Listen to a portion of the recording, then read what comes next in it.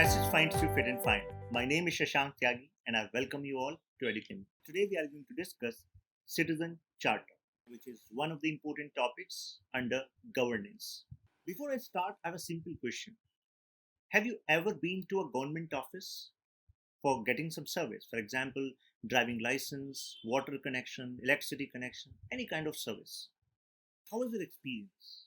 Was it swift or you faced certain, hurdles? So if you face certain hurdles and if you have heard about some people around you who have faced certain hurdles, then you should know that we have a mechanism in place. The name is Citizen Charter. But there are some challenges and there are some, recommendations. There are some way ahead. So we need to understand this topic. Okay. So I'm going to start with a simple example. Okay. And then I'm going to talk about the background of Citizen Charter. Then I'm going to talk about the key principles which are part of Citizen Charter, then India's model, then challenges, and then recommendation of ARC. Okay, so you can just see in this image, Veena is taking her grandmother to District Treasury Department Pension Office. Her grandmother is a retired government servant, but her pension is not coming from last 3 months, and he has been, running pillar to post in spite of in this condition. So Veena is helping her. So what is the issue? In Treasury office, there's an officer, Assistant Treasury Officer, Mr. Ramesh. So he is responsible to cater service to Miss Veena, and there is some miscalculation, or you can say misinterpretation of certain paper, and that is how her pension is stuck. Although she has submitted all the relevant documents and her pension should be released immediately along with the interest. This is quite clear even to Mr. Ramesh. But Mr. Ramesh is not doing the work. All of you know why. What's the reason? If you delay the work of the needy citizens, they will be bound to pay you some bounty, pay you something. Right.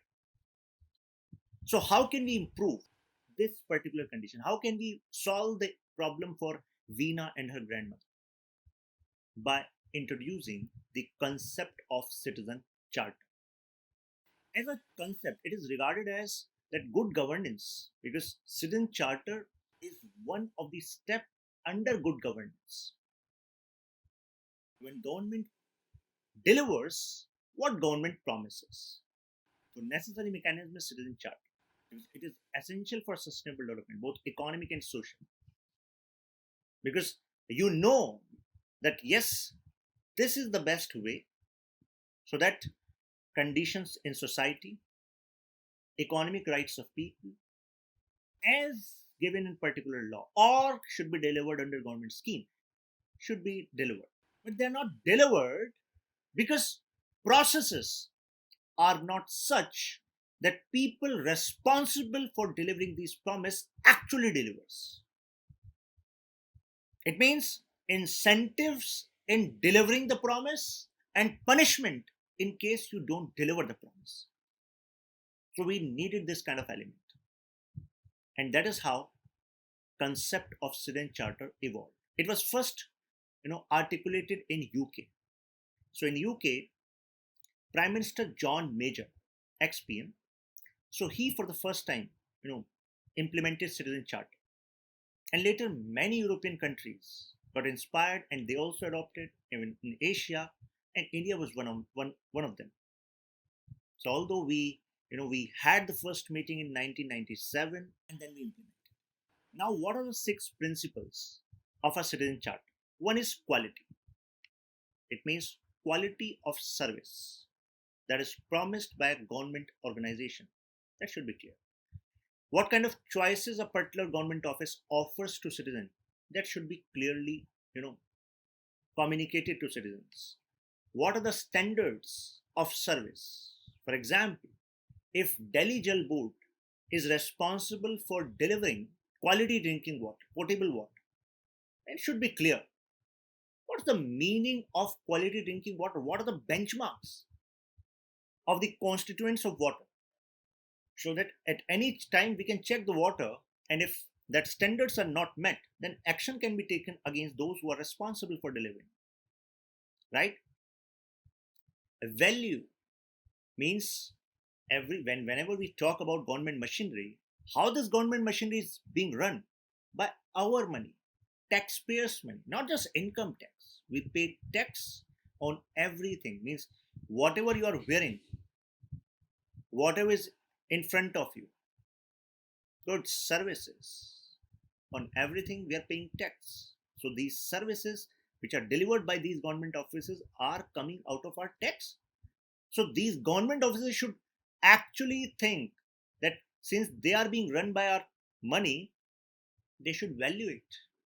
Accountability means it should be clear. If a particular service is not delivered as it is mentioned, then who is accountable? Action will be taken against which individual, which position, which department. Because when it is clear, then only individuals and organizations become responsible, because now they know it is clearly mentioned in citizen charter. If you don't deliver, then action will be taken against you. Transparency. What are the rules, procedures, schemes, grievance? If there is a problem, how a citizen can approach you, in how much time you have to deliver, in how much time you have to resolve the issue. It should be quite clear. Process should be transparent. So these are the 6 principles of citizen charter. When it comes to India, in 1997, there was a conference which was chaired by then Prime Minister Mr. I.K. Gujral. There we adopted action plan for effective and responsive governance. And this was the first step towards citizen charter. Action plan for effective and responsive governance. So it was postulated that in every government department which is responsible for providing service to the common people, a citizen charter should be made. And who is going to help these departments in making these citizen charter? This is a Department of Administrative Reforms and Public Grievances. So what are the challenges faced in implementation of citizen charter in India? We have citizen charter in almost every department which is responsible for delivering service to the common people. But why we are not able to actually implement them? Reason is mere formality.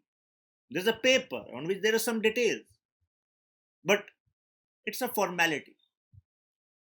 Means the people who are working there are not connected to the document. Overburden organizations. There's another challenge. Means to design citizen charter, to work as per citizen charter, we need more people in government offices, but we lack human resource. So this overburdens organization. Many of times our staff is not trained as per citizen charter. Improper training, unrealistic charters. We have promised too much. Means we have promised that if you apply for a driving license and you have cleared your driving test, then your first means temporary driving license will be given to you within 7 days of that test, or say 5 days or 4 days. Means we are doing like this, but it may be possible considering the amount of applications you have and the amount of staff you have, that may not be possible on the ground. So that is why it is said that many of the charters are not being implemented, because these are unrealistic, right? Not legally enforceable, means there's no law around this. Not periodically revised, means circumstances change, kind of service change, nature of service change, so they should be revised periodically. Lack of awareness among people. Even people don't know that that is their right. They need not to give bribe to some tout, because they can directly ask from the concerned officer. They can write reminder to that person, because I have submitted these many documents. Documents are complete. Forms are duly filled, and I've submitted this 1 month back. And now I require my service, because it was said that in the citizen charter, it is said that within 30 days my service will be delivered. I'll get this permission. Why I'm not getting this permission? Either you communicate, I have some fault in paper. If there's no fault, then how can you withhold my permission? So if you're not getting that permission, then you can write to the superior, put a reminder to that particular office, write to their superior, and this is how you can create a pressure. But people are not aware about this. A standard defined are generally not measurable.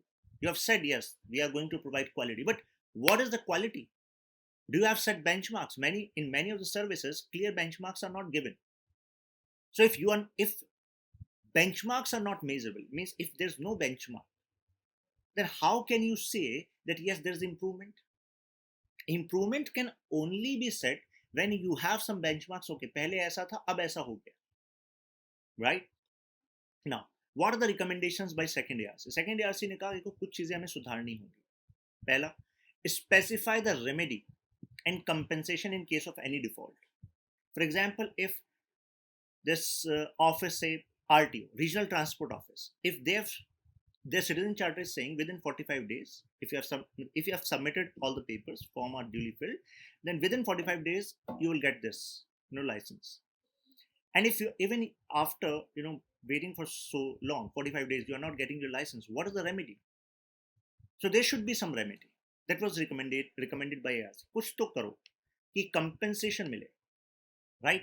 So compensation कैसे होगा? Means government can make a scheme that if this particular service is not delivered in this time to this particular person, then this person will be given 100 rupees per day. And from where? From department's budget. So this will create pressure on department. Now officers will be questioned how much amount you have given to citizens because you have not delivered in time, right? Should restrict to few promises which can be met. Organization should restructure its setup and processes.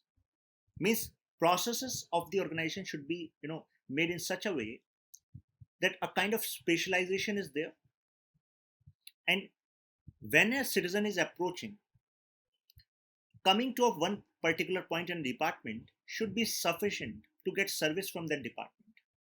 Processes should be made like this. For example, if that person is getting to one particular window and then particular person said, okay, now I have sent, now go to that window, then go to third window, then go to fifth window, get permission from this particular officer. Instead of this, just collect his form at one particular window, and as you know that after your sign, this particular form requires sign of another officer, then it should be your internal process. Why that citizen is running from pillar to post, right? So this is what ARC recommending. Okay, local and customized charter. It means it may be possible that within a particular area of India, nature of charter requires to be different because kind of challenges are different, kind of services are different, kind of staff present there is different, kind of resources available to staff are different, right? So that is why localized and customized charter should be made. And what would be the benefit? Benefit would be now officers working there, citizens working there would be able to connect. Okay, this charter is modulated according to our needs, right? Because we have to take care of government officers also, right? All stakeholders must be kept on board. Means whether citizens, whether government officers, all of these should be on board while deciding what is going to be the citizen charter. Citizen-friendly redressal mechanism. It should be easy for a citizen. Let me give an example. Have you heard about PGMS, Public Grievance Management System? Let me give a real example. So around 3 years back, so I was teaching in Mukherjee Nagar. Okay, so many students commute to Mukherjee Nagar through a metro station, GTB Nagar metro station. So at one point when I was teaching governance, so I shared, these recommendations, and I was discussing various schemes and initiatives taken by various departments. So I was giving example of Delhi government. I was working in Delhi government. So there's a department PGMS, Public Grievance Management System, and it is coming directly under CM office. So if you're living in Delhi and you have some grievance with any department, you can just open the website of Delhi PGMS and you can just lodge a complaint, and that is quite swift. Means you can just write your complaint on a paper, take a photo, upload, just put your number there, name there, and as you submit that complaint, you will get a case ID on your message, and your complaint will be visible there to that particular department. It will be transferred to the concerned officer, and concerned officer is bound to take cognizance of the matter in 15 days. So that every department has some officers or staff who are responsible for taking care of these grievances. So my students there, by using the simple portal PGMs, have solved many issues in that area. For example, as students used to come up from GTB metro station, so there used to be a water logging issue. Okay, so students have to move around the road and उसको cross करके तब जाके आना पड़ता है. उसने complain की एक स्टूडेंट ने, तो सीएम ऑफिस से कॉल आना स्टार्ट हुआ, आपकी कंप्लेन रिजॉल्व हुई, डिपार्टमेंट ने said that they are working on this. तो उसने कहा कि नहीं अभी नहीं हुई, they are working, yes sir. So वो रिजॉल्व हो गई. Then that student, he was living in a particular part of Delhi, South Delhi में खानपुर एरिया पड़ता है. तो वहाँ पर he checked कि जहाँ पर इतना सारा ये कूड़ा इकट्ठा हो रहा है, all the garbage which is being collected there, is it a official garbage collection point? So he found no, it is not. Then he lodged a complaint. So it got resolved. The garbage was cleaned from there. MCD officer of the area was given direction, how can you put garbage anywhere for your own convenience. It is not, government doesn't work like this, right? So ऐसे ऐसे उसने कई सारी complain की और बहुत सारी चीजें रिजॉल्व हुई. So finally the concerned person, there's a helpline of CM office who used to call him कि अब हुआ कि नहीं हुआ. तो they said sir एक बार आप लिस्ट बनाकर दे दीजिए ना, तो हम एक बार ही एक कॉल में आपसे कम्युनिकेट कर लिया करेंगे, because it is our duty to check with citizens whether their complaint has been resolved. So we have the power, but we should know the required route, right? Similarly, we have a scheme, Sakala scheme, which was started by Karnataka government. Sakala, Sakala. You can just search it. Sakala 2.0. Up to second version आ गया Sakala. Sakala 2.0. So it was launched by previous Chief Minister of Karnataka. And what is Sakala scheme? It says that in particular government offices for which it was released, so if a particular service is not delivered in a particular time, then as it get extended by 1 day per day, that particular officer who is responsible, accountable, will be charged 250 rupees from his salary or her salary. So if it is delayed for say 10 days, it means 2,500 rupees will be deducted from that government officer, or he submits what is the fault in the paper within the time. So don't you think this kind of initiatives will actually improve the delivery system of these services, right? Next is, it should be reviewed and revised regularly, our citizen charters, right? So these are the recommendations. I hope this short discussion help you gain understanding on the issues and how citizen charter has possibility to resolve these issues. See you some next time. Till then, take care, keep learning, keep growing. Shashank Tyagi signing off.